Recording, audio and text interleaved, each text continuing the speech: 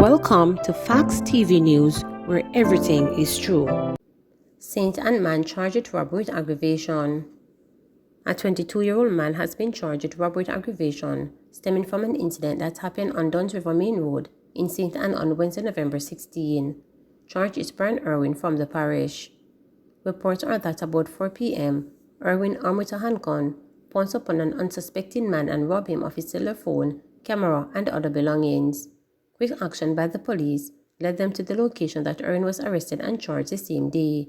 His court date is being finalized. Police appealed for assistance to identify elderly man who died at KPH. The Halfway Tree Police in St. Andrew are seeking the public's assistance in identifying the body of an elderly man who died at the Kingston Public Hospital on November 8. The body, which is of dark complexion, is about 5 feet 7 inches long and has a medium build. The man has low-cut grey hair and was believed to be in his mid-60s. The body was clad in a blue and white striped t-shirt and brown pants.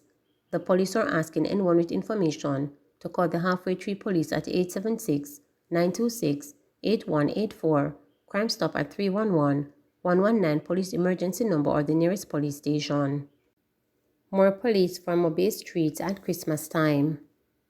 The police here in Montego Bay have promised to increase their presence around this western city through their multi-agency approach operating Restoring Paradise, a public order reset as the holiday season fast approaches, said Head of Operations Superintendent Aaron Samuels.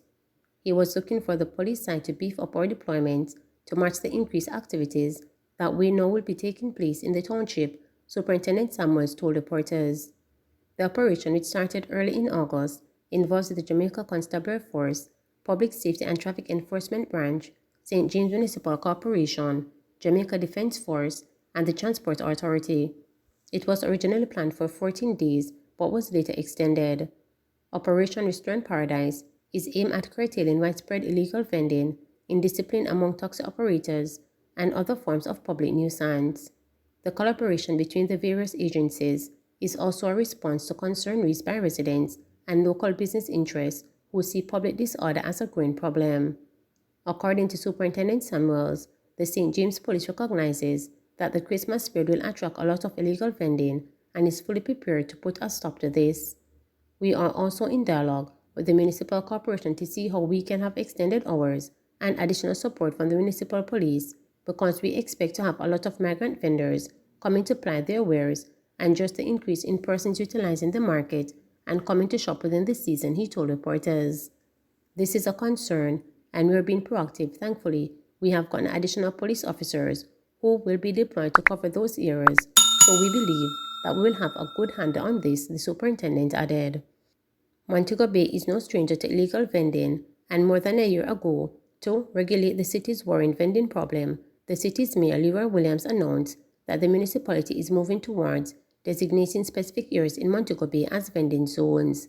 The initiative was met with much enthusiasm and support by vendors who were required to become registered to ply their wares in the zone. The designated vending spaces that were announced last year are Corner Lane, Lower Lawrence Lane, Church Lane, Lower Market Lane, North Lane, and parts of Orange Street. The popular St. James Street was declared a no vending zone by the municipal corporation. The lawmen are also working diligently to ensure that these vending zones are adhered to, Superintendent Samuels told reporters. The issue of non-compliance by food vendors will also be revisited, he said. We are looking for vending spaces where they can go and do what they have to in the area that we're trying to protect, like the Montego Bay Cultural Center. We are also looking at health concerns. The oil that is used is sometimes thrown in the gullies, and we have the rodent infestation that the city is dealing with, he pointed out. With the vendors complying with the agency's approach, additional importance will be placed on ensuring that there is a free flow of traffic inside town of Montego Bay. Superintendent Samuels noted that this is a major priority in their efforts to police the space. Based on the amount of commerce which takes place in the area, we have a lot of delivery trucks, so we are trying to see how best we can organize to have the shops and wholesales receiving their wares, but at the same time, ensure that we have a free flow of traffic within the space, he stated. The superintendent is assuring residents that with the additional policing on the ground, they'll be able to enjoy a safe and crime-free Christmas season. We further pointed out that the recently declared state of public emergency SOE in St. James will also help the lawmen to beef up their work in the space. The police will show up and do what we have to do to ensure the safe space. We have put a dent in some of the robberies that have been taking place. 2 major organizers of these robberies have been taken into custody, and we're doing some work to put a dent in the reoccurrence of those robberies within the space, he noted. The SOE supports what we're doing because it now gives the military additional power to assist us, so we'll be able to deploy and spread, Superintendent Samuels noted. We will be putting out all stops to ensure that we have enough manpower on the ground. We are utilizing our 80-20 rule, where we have most of our staff being operational and deployed on the streets in the season, so as usual, we ensure that the city is safe for all members of the public. In the meantime, residents are being asked to exercise personal responsibility when celebrating during the holiday season. Superintendent Samuels said that while lawmen will be working to ensure the safety of civilians, there are criminals who prey on vulnerable residents during this season. We just want to encourage members of the public to be very careful in this period. There are a lot of persons who may try to pass on counterfeit notes, and they may be a threat of persons that are pocket pickers. So we just want to encourage members of the public to be extremely careful, he noted. Superintendent Samuels added, in this period where everybody is trying to be merry by having a drink or two, we just want to remind people that they are not to drink and drive. Always have a designated driver as a best possible avoid the roads. Montego Bay is a city that has a lot of vehicles, and the fewer people who have traversed the roadway, the better it is, as people tend to be a little more reckless. We want not to just keep the murder rate down, but we want to keep the fatal accident down at this time, he added. Jamaicans urged to protect themselves against dengue fever.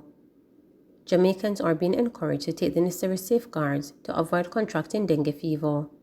This urging comes from Medical Officer of Health St. Elizabeth Health Division, Dr. Tony Darkins Berard, who implored persons not to become complacent in the fight against the mosquito-borne disease.